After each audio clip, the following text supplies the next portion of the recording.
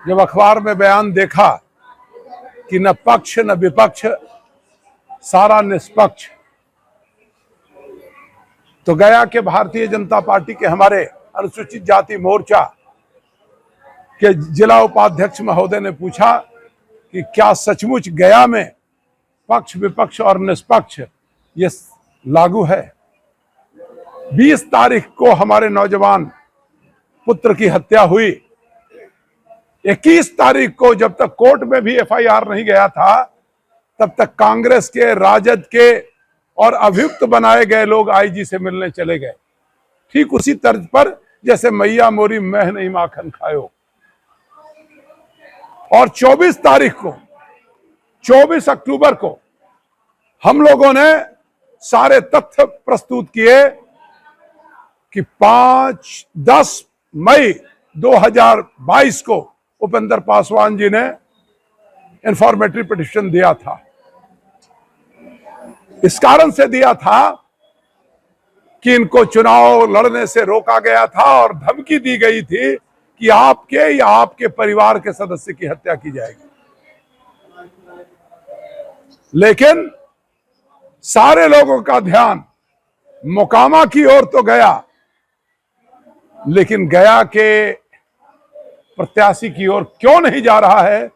और मैं दंग हूं इस बात से कि आप अखबार के मित्र हमारे और पत्रकार मित्र भी क्यों नहीं इस पर संज्ञान ले रहे हैं,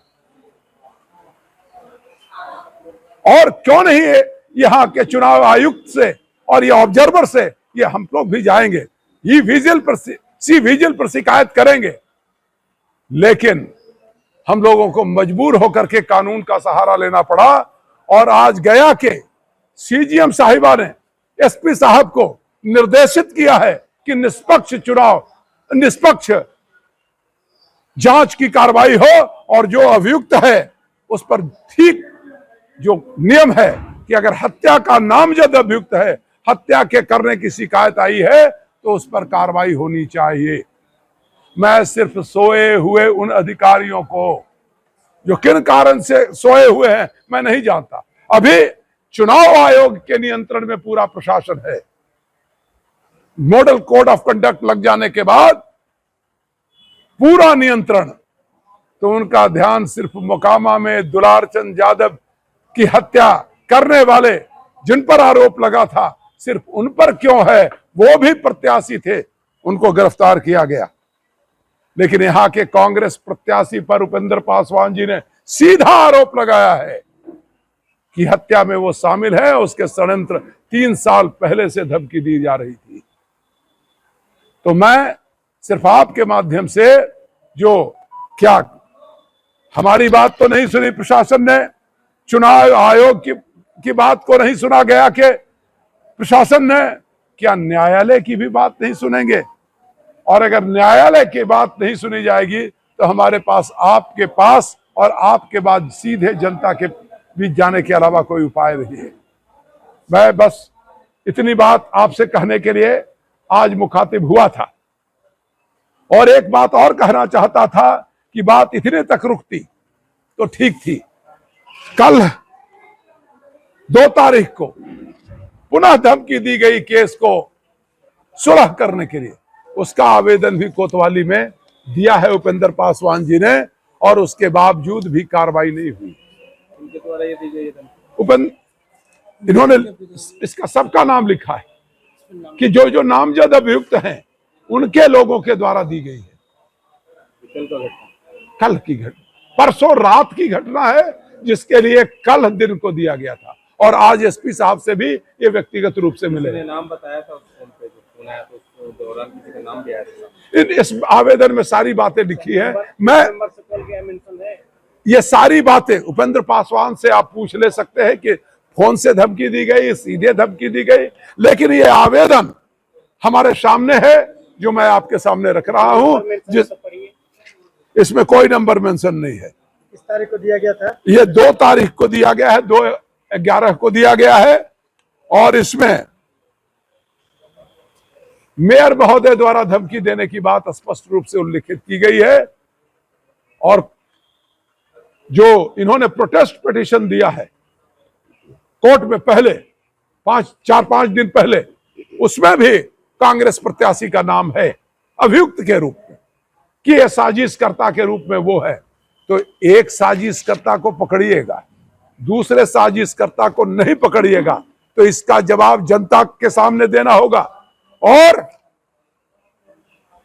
पत्रकारों को भी पूछना पड़ेगा और पत्रकारों को भी इसका जवाब चाहिए होना चाहिए।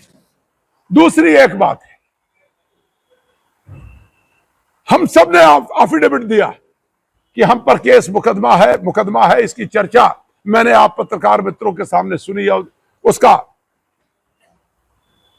पब्लिक डोमेन में है। लेकिन कांग्रेस प्रत्याशी ने अपने 2023 के चुनाव में एक केस की चर्चा की थी और वो केस है सिविल लाइन प्रयागराज का, जिसका नंबर है 293-16। Civil line Prayagraj 293-16। अगर सासाराम का प्रत्याशी झारखंड में एब्सकॉन्डर होने के कारण गिरफ्तार हो सकता है, तो ये पंजा वाला प्रत्याशी गया महानगर का, जो एब्सकॉन्डर है उत्तर प्रदेश से, उसको गया जी की पुलिस चुनाव आयोग की निगरानी के बाद भी क्यों गिरफ्तार नहीं कर रही है? इसका कोई कारण मेरे मन में मिल नहीं पा रहा है। ये 2 सवाल चुनाव आयोग से कि अगर आप इक्वल प्लेटफॉर्म सबको देना चाहते हैं तो क्या ये इक्वल मैच है? क्या चुनाव आयोग सौतेला व्यवहार कर रहा है एनडीए और महागठबंधन? मेरा सौतेला व्यवहार की बात मैं नहीं कह रहा हूं, मेरा कहना है कि इस पर ध्यान देने की आवश्यकता है,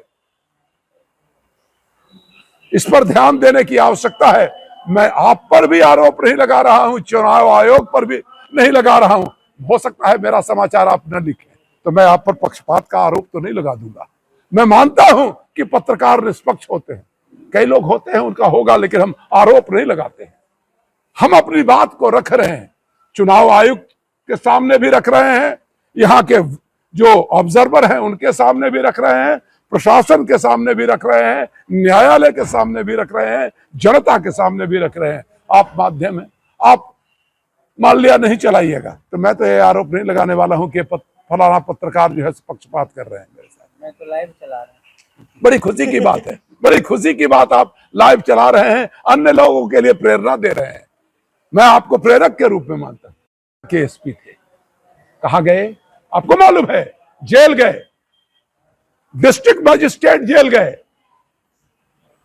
कई थानेदार जेल गए, कई डीएसपी जेल गए, कई पदाधिकारी जेल गए। हमको जब भी संज्ञान में सरकार रहते हुए आया है, हमने कार्रवाई की कोशिश की है और उसमें कितना % मार्क्स मिलता है ये जनता देती है। 20 साल से हमको डिस्टिंक्शन का मार्क्स मिल रहा है और मुझको भरोसा है कि इस चुनाव में भी बिहार की जनता ने जो देखा है उसके अनुसार हमको डिस्टिंक्शन का मार्क्स मिलेगा। इतने लोग जेल गए उसके बाद भी अभी तक करप्शन नहीं रुका, भ्रष्टाचार नहीं रुका, क्या किसी भी बड़े पदाधिकारी में डर खत्म हो गया? मैं ये आपके राय से थोड़ा सहमत हूं कि भ्रष्टाचार रुका नहीं है, लेकिन हमारे कम करने की कार्रवाई पर आप उंगली नहीं उठा सकते हैं, क्योंकि बिहार का मुख्यमंत्री जिनको हमने बनाया है, बिहार की जनता ने बनाया है, आज हम गर्व के साथ कह सकते हैं कि 20 साल के शासन के बाद कोई उंगली उठा नहीं सका है कि हमारे मुख्यमंत्री चोर हैं या उन्होंने बेईमानी को बढ़ावा दिया है या वो बेईमान है। इसका गौरव बिहार की जनता कर सकती है और इसका गर्व है हमको कि हमने भ्रष्टाचार को रोकने के लिए कारगर कार्रवाई की है और कारगर कार्रवाई करने के बाद भी अगर कुछ बचा है तो आगे आने वाले समय में हमारा जो 0 टॉलरेंस की नीति है उसको हम आगे बढ़ाते रहेंगे। जिस तरह से हमने संकल्प लेकर के नक्सलियों को समाप्त किया है, उसी तरह से हम भ्रष्टाचार को भी समाप्त करेंगे।